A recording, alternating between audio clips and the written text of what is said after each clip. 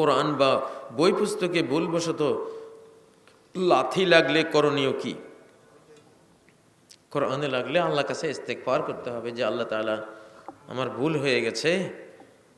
হ্যাঁ, ওয়াল্লাযীনা ইযা ফাআলু ফাহিশাতান আও যালামু আনফুসাহুম যাকারুল্লাহা ফাস্তাগফিরু লিযুনুবিহিম। কোনো অন্যায় হয়ে গেলে আল্লাহর স্মরণ করে আল্লাহর কাছে ক্ষমা চাওয়া, এটা কোরআনিক নির্দেশনা।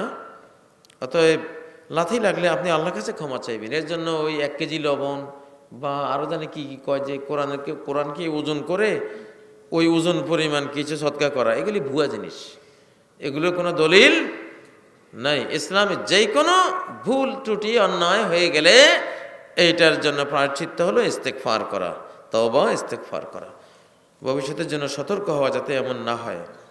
ভাগে কোরবানি হবে কিনা? হবে তো। আল জাজুর আন সাবআতিন ওয়াল বাকারাতু আন সাবআতিন, সহিহ মুসলিমের রওয়ায়াত যে উট 7 জনের পক্ষ থেকে, গরু 7 জনের পক্ষ থেকে হবে। একটু বিতর্ক কেউ কেউ করতে চেয়েছেন যে এটা মুকিম অবস্থায়, আবাসী অবস্থা হবে না মুসাফির অবস্থা হবে। আসলে এগুলি কোনো স্ট্রং অভিমত নয়, খুব দুর্বল কথা। এগুলি স্পষ্ট হাদিস থেকে খুব শক্তিশালীভাবে প্রমাণ হয় ভাগে কোরবানি করা বৈধ। আবহমান কাল থেকে আমাদের দেশে এটা চলে আসছে, এবং এটা হাদিস সম্মত, দলিল সম্মত। জানাজার পর হাত তুলে দোয়া করা যাবে কিনা? না, জানাজা নিজেই তো দোয়া। আপনি তো হাত জোড় করে আল্লাহর কাছে এতক্ষণ দোয়াই করেছেন, দোয়াই করেছেন। সালাত ফাইন্না আহাদাকুম ইযা কামা ফিস সালাতি ফাইন্নামা ইউনাজি রাব্বাহ, সহিহ বুখারীর হাদিস। কেউ যখন সালাতে দাঁড়ায় তখন সে তার রবের সাথে মুনাজাত করছে, মুনাজাত করছে। সালাত শেষ, মুনাজাত শেষ, এরপরে আবার হাত তুলে দেওয়ার কোনো এখানে সুযোগ নাই। এটা সুন্নাহর খেলাফ, এটা একটি বেদাত। এই জন্য জানাজার পরে কোনো হাত তোলা তুলি নেই। জি, বড় প্রশ্ন, কারো গায়ে লাঠি লাগলে করণীয় কি? কারো গায়ে লাঠি লাগলে, গায়ে যদি লাথি লাগে, হ্যাঁ, বান্দার হক। বান্দাকে যদি আপনি কোনো কারণে কষ্ট দেন, নবীজি বলেছেন ফালিয়াতাহাল্লালহু মিনহুল ইয়াউম ক্বাবলা আল্লা ইয়াকুনা দিনারুন ওয়ালা দিরহামুন। যেদিন কোনো দিনার দিরহাম টাকা পয়সা থাকবে না, সেদিন আসার আগে বান্দার যে হক তোমার দ্বারা নষ্ট হয়েছে, কেউ ব্যথা পেয়েছে, কষ্ট পেয়েছে, যাই হয়েছে কিনা, এটা তার থেকে মুক্তি নিয়ে নিবা। এখন লাথি লেগে গেছে, তার কাছে মাপ চাইবেন। আফওয়ান শেখ, আপনি আমাকে মাফ করে দেন, আমি অজান্তে হয়ে গেছে। একটু অনুশোচনা করলেই তো তিনি বলবেন না বাজি, সমস্যা নাই। এই একটু তার সাথে এটাকে মুক্তি নিয়ে নেয়া, ওইভাবে বলে কয়ে, এটাই কর্তব্য। আমাদের নবী মুহাম্মদ সাল্লাল্লাহু আলাইহি ওয়াসাল্লাম কোন বাচ্চার মাথায় হাত দিলে মাথা থেকে আতরের ঘ্রাণ বের হতো, হাদিসটি কি সহিহ? হ্যাঁ, নবী সাল্লাল্লাহু আলাইহি ওয়াসাল্লাম তো সুবাস, তার গোটা অস্তিত্বই সুবাস। তিনি কোনোখান দিয়ে হেঁটে গেলেই তো সুবাস ছড়িয়ে পড়তো, এটা তো সহিহ। ওনার ঘাম মেসকে আম্বরের চেয়েও বেশি সুবাসিত ছিল। হযরত আনাসের মা উম্মে সুলাইম নবীজির ঘামগুলি নিয়ে নিয়ে বোতলে ঢুকাইতেন। এগুলিকে আতরের সাথে মিশাইলে আতরের ঘ্রাণ বহু গুণে বেড়ে যেত। তো এটা তো ঐতিহাসিকভাবে সত্য, এবং হাদিসের মধ্যেও এটা সত্য হিসাবে পাওয়া গেছে। প্রতিবেশীর সাথে সম্পর্ক কেমন হবে, ব্যাপারে জানতে চাই। প্রতিবেশীর সাথে সম্পর্ক নিজের ওয়ারিস আত্মীয়র সাথে যেরকম, এইরকম। নবী সাল্লাল্লাহু আলাইহি সাল্লাম বলেন, মা যালা জিবরিলু ইউসিনি বিল জার হাত্তা যানানতু আন্নাহু সাইয়ুরিসু। জিবরাইল প্রতিবেশীর প্রতি লক্ষ্য রাখা, সদ্ব্যবহার করা, তাকে হাদিয়া তোহফা দেওয়া। এমনকি কিছু রান্না করলে নবীজি বলছেন রান্নার মধ্যে ঝোল একটু বাড়াই দাও, তাহলে প্রতিবেশীকে একটু দিতে পারবা। লা তাহকারান্না জারাতুন লিজারাতিহা ওয়ালাউ ফিরসানা শাতিন। এক প্রতিবেশিনী আরেক প্রতিবেশিনীকে উপহার দাও, একটা ছাগলের খুর রান্না করেছো, ওখান থেকে পাঠাই দাও। তো প্রতিবেশীর সাথে প্রতিবেশীর হক হলো সদ্ব্যবহার। ওয়াবিল ওয়ালিদাইনি ইহসানাও ওয়াল জারি যিল কুরবা। মা বাবার সাথে যেমন সদ্ব্যবহার, প্রতিবেশীর সাথেও তেমন সদ্ব্যবহার, সহযোগিতা। তার বিপদে আপদে তার পাশে দাঁড়ানো, তাকে জ্ঞান দেওয়ার চেষ্টা করা, তাকে চিকিৎসা দেওয়া ইত্যাকার যত অধিকার আছে সবগুলি সাংঘাতিক গুরুত্বপূর্ণ। এই জন্য প্রতিবেশীর সাথে সবসময় সদ্ব্যবহার রাখা উচিত। যেই ব্যক্তি পেট ভরে খেলো ও যার হুইলা জাম্বিহি যায়, অথচ তার প্রতিবেশী তার পাশে আছে ক্ষুধার্ত, তার ঈমান নাই, সেই লোকটা কি না মুমিন না? কত মারাত্মক কথা। এই জন্য প্রতিবেশীর অধিকার বিশাল। আল্লাহ তাআলা আমাদেরকে প্রতিবেশীর হক আদায় করার তৌফিক দান করুন। ইসলামে উমরি কাজা নামাজ বলতে কিছু আছে কিনা? এটা বিতর্কিত মাসালা, দুটো মত। ওলামাদের একদল বলেছেন উমরি কাজা করা উচিত, আরেক দল বলেছেন না, উমরি কাজা নাই, যার অনেক নামাজ পিছনে সে পড়েই নাই, এগুলি আর তাকে দ্বিতীয়বার পড়তে হবে না, কারণ সে ওই সময়ে বেঈমান অবস্থায় ছিল। তো এই জন্য সে যখন নামাজ শুরু করলো তখন থেকে সে নিয়মিত নামাজ পড়বে আর বেশি বেশি নফল পড়বে। কারণ বান্দার ফরজে ঘাটতি দেখা দিলে আল্লাহ বলবেন উনজুরু হাল্লে আবদি মিন তাতাউ, দেখো আমার বান্দার কোনো নফল আছে কিনা। ফায়ুকাম্মাল বিহাল ফরিদা, নফল দিয়ে ফরজের ঘাটতি পূরণ করে দেওয়া হবে। যেন উমরি কাজার পক্ষে স্ট্রং দলিল যেহেতু নাই, ওলামাদের অনেকে বলেছেন উমরি কাজা নাই। জি, যারা হক কথা বলে না তাদের কি হবে? যারা হক কথা বলে না তাদের কি হবে? তাদের কি হবে? আস-সাকিতু আনিল হাক্কি শায়তানুন আখরাস, যে হক কথা বলে না সে বোবা শয়তান। আবু দাউদের রওয়ায়াত, সে কি বোবা শয়তান। এক তো শয়তান হইলেই তো কি বিশ্রী জিনিস, এরপরে আবার উল্টো বোবাও, বুঝেন না? এটা অনেক খারাপ জিনিস।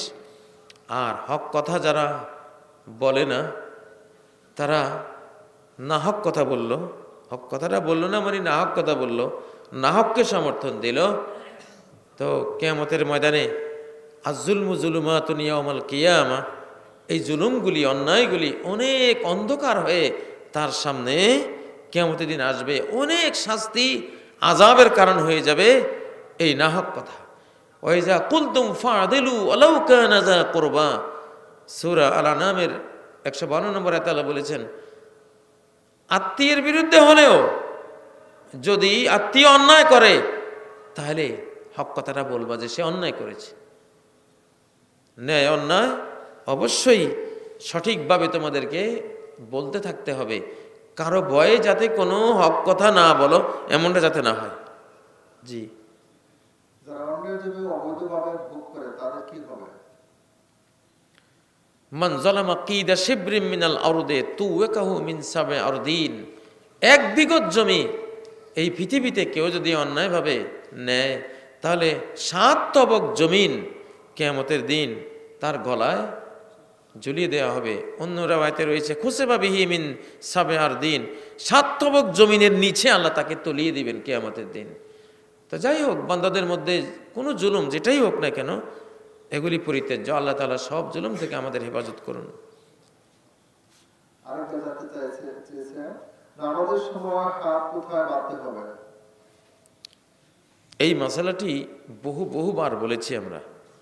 এখানে 3টা আমল আছে মুসলিম বিশ্বে, একটা হলো বুকে, একটা হলো নাভির উপরে, একটা হলো নাভির নিচে। 3টা আমলে আছে ব্যাপক আকারে, হাদিসেও আছে। তো কেউ নাভির নিচের হাদিসকে দঈফ বলেছেন, আবার যারা আমল করেন তারা সহি মনে করেছেন। নাভির উপরের হাদিসগুলি সিহহাত নিয়ে তেমন কোনো বিতর্ক নাই, হাসান পর্যায়ে গ্রহণযোগ্য হাদিস। আর বুকের উপরে বাঁধা হাদিস অনেকে বিতর্ক করেছেন, কিন্তু অধিকাংশ মুহাদ্দিসিনরা বুকের উপরের বাঁধা হাদিসকে অনেক শক্তিশালী বলে উল্লেখ করেছেন। বিশেষ করে ইবনে হিব্বানের সহিহ গ্রন্থে যে হাদিস, ওয়াইল ইবনে হুজুরের, যে নবী সাল্লাল্লাহু আলাইহি ওয়াসাল্লামকে আমি দেখেছি ওয়াদিআন ইয়াদাহু আলা সাদরি, তিনি সালাতের মধ্যে তার হাত সিনের উপরে রেখে দাঁড়িয়েছেন। যাই হোক, এগুলি বড় জোর সুন্নাত এবং মুস্তাহাব জিনিস। এগুলো নিয়ে সমাজে কোনো ফিতনা ফাসাদ, গন্ডগোল, হিংসা বিদ্বেষ তৈরি করা হারাম। জ্ঞান দিতে হবে যে এটা এই, যেটা বেশি সহি সেটা যে আমল করবে সে সব বেশি পাবে, তাই বলে এটার জন্য মসজিদ থেকে বের করে দেয়া, হিংসা বিদ্বেষ ছড়ানো, এটা মারাত্মক ধরনের অন্যায়, এটা করা যাবে না। এগুলি মুসলিম জাহানে 1400 বছর থেকে এভাবে আমল আছে, কেউ চেষ্টা করলে সব তুলে দিতে পারবে না, এগুলো নিয়ে ফাসাদ করা যাবে না, ঠিক না। কথিত আছে যে অজুর আইয়ুব আলাইহিস সালামের শরীরে কীড়া হয়েছিল, এটা কতটা সত্য এটা কোনো কোরআন সুন্নাহে আমরা দেখি নাই। তাকে আল্লাহ কঠিন রোগের মাধ্যমে পরীক্ষা নিয়েছিলেন, এই এতটুকু আছে কোরআন সুন্নাহে, যদ্দূর কোরআনেও এইভাবে এসছে। অতএব এর বাইরে আমরা বানিয়ে কিছু বলার প্রয়োজন বোধ করি না। আর আম্বিয়ায়ে কেরাম তারা সকল ঘৃণিত রোগ থেকে আল্লাহ তাদেরকে মুক্ত রেখেছেন, এটা আমরা জানি, কারণ তারা জাতির দিশারি, মানব জাতির হাদি। তারা ঘৃণিত কোনো জিনিস কারোর মধ্যে থাকলে এটা তো হেদায়েতের অন্তরায় হয়ে যায়। এই জন্য এই জাতীয় কথা দলিল ছাড়া বলা এটা উচিত না।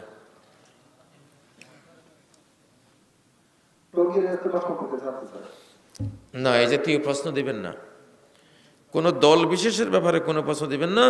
ব্যক্তিগতভাবে জানতে চাইলে আমার সাথে কথা বলবেন। জি, ওযু করার সময় গায়ের পিছনের অংশ মাসা করা কি ঠিক? না, ঘাড় মোছা করার কোনো দলিল আমাদের জানা নাই, আমরা পাইনি। তারাবির নামাজ 8 রাকাত না 20 রাকাত? 20 রাকাত পড়লে সমস্যা আছে কিনা? পড়তে দেন 8 রাকাত, যিনি পড়েন আলহামদুলিল্লাহ স্ট্রং দলিলের উপরে আছেন। 20 রাকাত পড়াও বেদাত না, নফল নামাজ। আপনি ইমাম ইবনে তাইমিয়া 63 রাকাত পর্যন্ত হিসাব করেছেন। আসলাফরা, আগের মুসলিমরা অনেকে 63 রাকাতও পড়তো, কেউ 43 রাকাত পড়তো, 50-এর ঊর্ধ্বেও পড়তো অনেকে, কেউ 36 রাকাত পড়তো, কেউ 20 রাকাত পড়তো, কেউ, এগুলি নফল। নফল মানেই অতিরিক্ত ইবাদত, এগুলির জন্য ফরজের একটা সময় সীমানা দেওয়া আছে। ফরজ এত রাকাত, এই সীমানা, ওখানে বাড়তি কমতি করতে পারবেন না।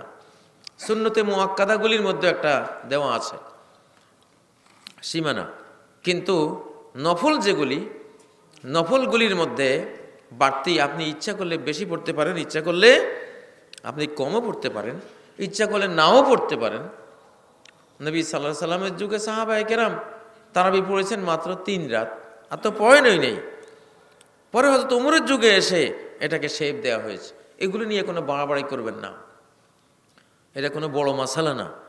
কে 20 রাকাত পড়লো, 8 রাকাত পড়লো, বাইতুল্লাহতে তো এখনও 20 রাকাত হয়, মসজিদ নবীর মধ্যেও কয় রাকাত হয়, 20 রাকাত তো পড়তে দেন। বাংলাদেশ হলো কি, এটা গুমরাহির লক্ষণ। মা দাল্লা কওমুন বা'দা হুদান কানু আলাইহি ইল্লা উতুল জাদাল।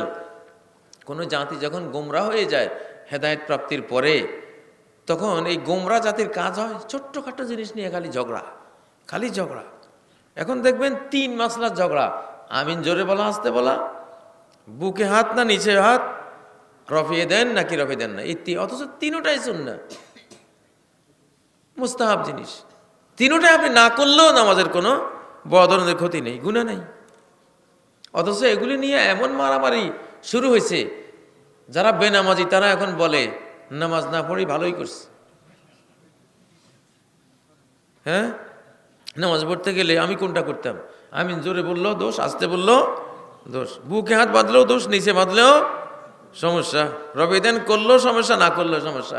এর চেয়ে ভালো নামাজে পড়তাম না। বুঝেন না, এই একদল তৈরি হয়েছে। নামাজিকে সমস্যা বানাবেন না, সমস্যা হলো বেনামাজি।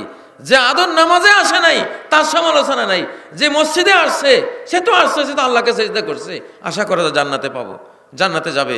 নাভির নিচে বাঁধক আর উপরে বাঁধক নাকি, হয়তো উপরে বাঁধলে একটু বেশি সহি হলো, ওইটা দড়িপ হলো, তবুও তো সে তো নামাজ তো পড়লো, ফরজ তো সে আদায় করলো, তাকে নিয়ে গন্ডগোল, কিন্তু বেনামাজে নিয়ে কোনো গন্ডগোল নাই। এগুলো ঠিক না। অনেকে দাড়ি ছোট রাখছে কেন, তার বিরুদ্ধে যত ফতুয়া, যে মোটে দাড়ি রাখেই নেই। আপনার কাছে সমস্যা হবে যে দাড়ি রাখে নাই, সে যে দাড়ি রাখা শুরু করছে, ছোট হোক আর বড় হোক, তাকে সমস্যা বানাবেন না। অনেকে করে কি, বোরকা পড়ছে, চিপা চাপা বোরকা, এইটার বিরুদ্ধে লাগছে সে। আরে বাবা, ওগুলি যে উলঙ্গ হাঁটে এগুলি দেখো না। তুমি বোরকাওয়ালির সমস্যা বানাও কেন? বোরকাওয়ালি তো বোরকা গায়ে দিছেই, আজকে ছিপা আছে কালকে ঢোলা হয়ে যাবে ইনশাআল্লাহ, সে তো লাইনে উঠে গেছে নাকি? যে বোরকা মোটেও পরে নাই সমস্যা তো সে, তুমি তাকে কথা বলো। সেইটা কোনো কথা নাই, কথা হলো যে বোরকা পরেছে সে। তো এই জন্য এই জিনিসগুলি অবশ্যই আমাদের লক্ষ্য রাখতে হবে, কোনটা বড় ধরনের অন্যায়, কোনটা ছোট অন্যায়। বড় ছোট অন্যায়ের বিরুদ্ধে কথা বলা যায় না, আগে বড়টা দূর করতে হবে পরে ছোটটা। সর্বশেষ প্রশ্ন, ওয়াজ মাহফিলের শেষে সবাই মিলে দোয়া করা ফজিলত কি? আসলে ওয়াজ মাহফিল শেষে কাফারাতুল মজলিস বলে বিদায় নেওয়া, এটাই হলো সুন্নাহ।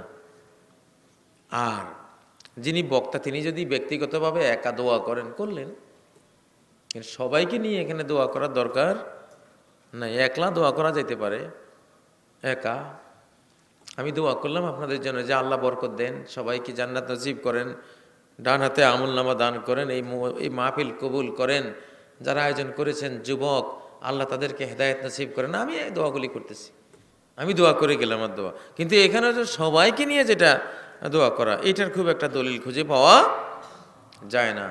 মহানবী সাল্লাল্লাহু আলাইহি সাল্লাম কেউ দোয়া চাইলে একা দোয়া করে দিতেন, হ্যাঁ একলা দোয়া করে দিতেন। দুই এক জায়গায় তিনি সবাইকে নিয়ে দোয়া করেছেন। ইস্তেসকা, বৃষ্টির যে দোয়া সেখানে করেছেন, ভিতিরের যে দোয়া সবাইকে নিয়ে সেটা করেছেন, কুনুতে নাজেলার যে দোয়া সালাতের ভিতরে সবাইকে নিয়ে করেছেন। এগুলি তো আমার মনে হয় আজকে এই পর্যন্তই আমরা রাখি। রাত এখন 12টা বেজে গেছে। সুবহানাকাল্লাহুম্মা ওয়া বিহামদিক আশহাদু আল্লা ইলাহা ইল্লা আনত আস্তাগফিরুকা ওয়া আতুবু ইলাইক। আসসালামু আলাইকুম ওয়া রাহমাতুল্লাহি ওয়া বারাকাতুহু।